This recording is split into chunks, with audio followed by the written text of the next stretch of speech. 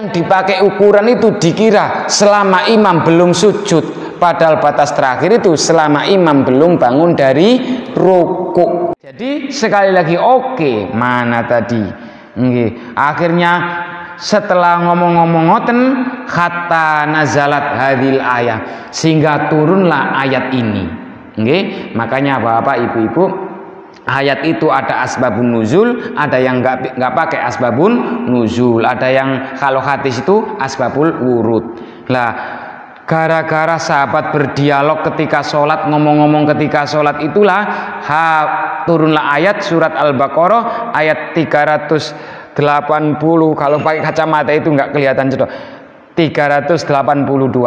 Hafidhu alas sholawati. Jadi jagalah sholat-sholat yang sudah ditentukan itu. Jadi kita disuruh menjaga sholat. Menjaga di sini berarti mboten kok dijokoto usadzan. Wah, bagus. Setelah itu wah sudah tak jaga, sudah terdengar adzan. Tapi mboten sholat.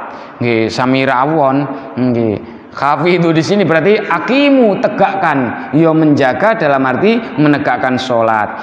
Terus wassolatil wusto, dan sholat-sholat yang wusto. Ini termasuk dalilnya sholat duhur wusto nih.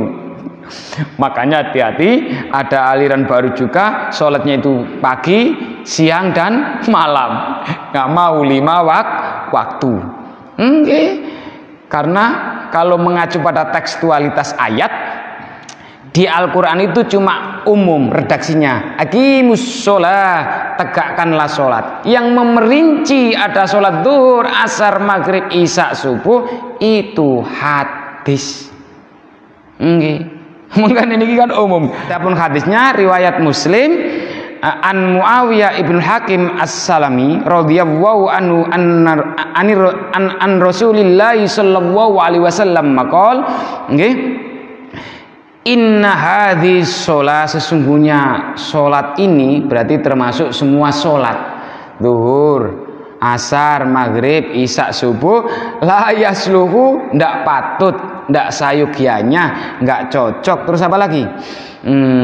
Nggak seharusnya via di dalam sholat itu sayun, sesuatu mingkala minnas, manusia itu membicarakan tentang hal sesuatu problematika hidup ketika sholat. Jadi ketika sholat ya harus hanya Allah lah yang dituju, yang diingat, nggak boleh permasalahan kehidupan dunia. Sehingga tidak diperbolehkan juga berbisnis di dalam masjid. Itu kan cabang dari tafsir ini. Berbisnis juga nggak boleh di dalam masjid. Ya di keluarnya sedikit. Kalau baksos gimana Pak? Lah baksosnya kan tidak di dalam masjid, di luar. Terus untuk kemaslahatan umum. Yang tidak boleh itu mencari keuntungan untuk pribadi. Tuh nggak boleh termasuk di sini. Innama huwa, akan tetapi sholat itu ya at-tasbihu, membaca tasbih.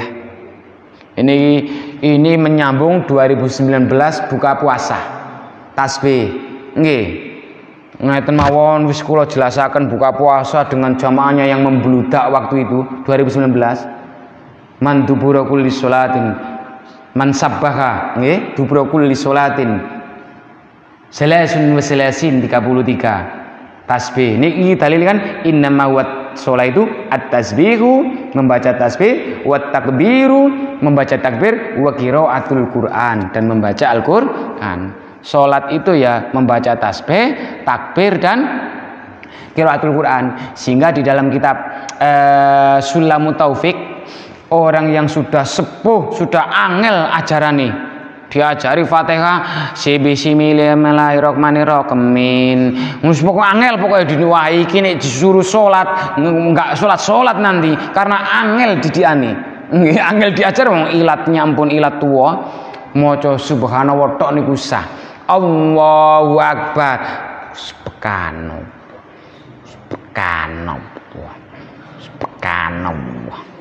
Nggih. Niki kitab Sulamut Taufik. Nggih, ngaji kula niku. Dadi memang nggih boleh nek dipaksa alhamdulillah enggak jadi sholat nanti. Nggih. Jadi kita harus tahu situasi, kondisi, toleransi, pandangan dan jangkauan. Boten bisa disingkat nggih. Nah, Mun apal to maksudnya? Nggih, situasi, kondisi, toleransi, pandangan dan jangkauan. Wong wis ngerti menghadapi orang tua kok disuruh fasih. Kalau Pak Imam memang wajib fasih ngoten nggih niku wa tasbih. Dan makanya juga ketika kita sholat berjamaah nggih ketika kita sholat berjamaah napa niku ada imam yang lupa nggih napa nggih membaca tasbih subhanallah ngoten niku. Ini dalilnya. Jadi dari dalil hadis ini kan ya memang lebih dulu ulama fikih. Jenengan sudah sering saya sampaikan ulama fikih lebih dulu, tapi dari hadis inilah yang dipakai juga ulama fuqaha. Padahal ulama fuqaha sudah sering saya sampaikan di majelis taklim awal-awal pertemuan itu. Hanafi, Maliki, Syafi'i, Hambali itu justru gurune Bukhari, Muslim, Abu Daud, Tirmidzi, Nasai, Ibnu Majah, Ibnu Hibban urut-urutannya kan ngoten. Ngoten nggih. Pun terus ini baru yang membatalkan sholat. Baru al-kalamul abdu. Isya jam pinten niki?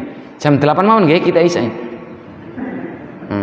Nanti ditunda-tunda. Yang kedua, monggo ada pertanyaan?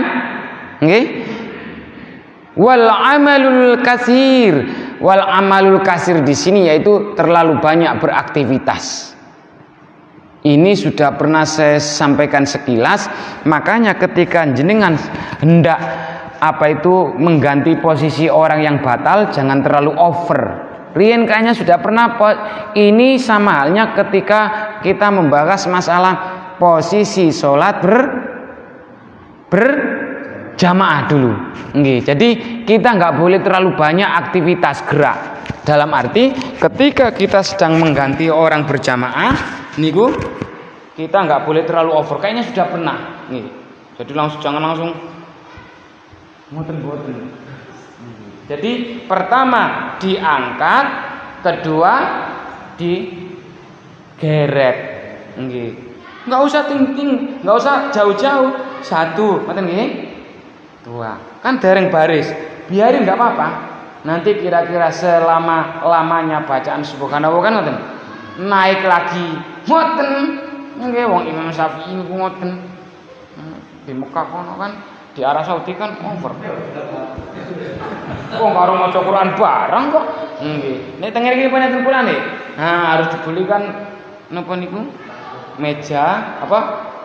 Ya bukan meja kayak gini tapi agak tinggi. Niku nggih, jangan langsung 3 kali over. Wong kita gerakan 3 kali berturut-turut aja nggak boleh. Dulu juga pernah saya sampaikan termasuk dalam hal ini yaitu ketika seseorang itu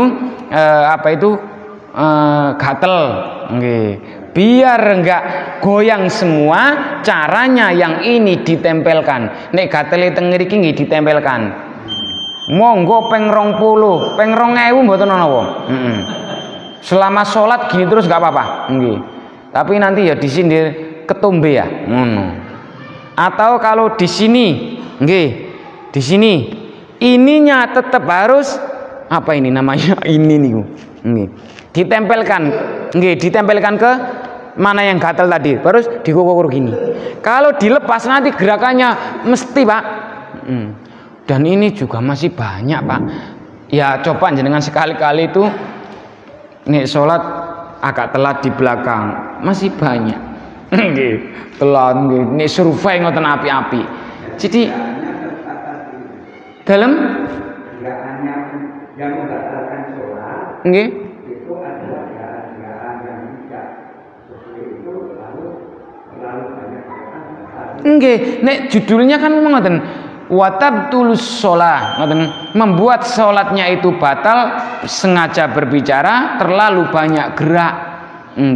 Makanya Bapak Ibu-ibu, ketika Imam Sudais ngimami sholat di Masjid Istiqlal, gumun, bareng menghadap ke belakang kok wis baris. Ternyata orang Indonesia ini khusyuk-khusyuk baru baris itu memang khusyuknya sholat itu pahalanya kan dianya dinilai dari lurusnya soft. Makanya nggak harus khusyuk Bu. Nggih Pak nggih. Rata-rata ngelamun nggak apa. Nek jamaah Nah ini mboten jamaah kan yo eman-eman wis gak jamaah gak khusyuk kan ngoten. Itu. Jadi artinya apa? Sudah kaget. Nek di sana kan gerakannya over sampai ada orang jenengan suatu saat sholat kok mengganggu, dipindah itu jenengan. Dipindah. Saking cilike wong Indonesia diangkat terus dipindah.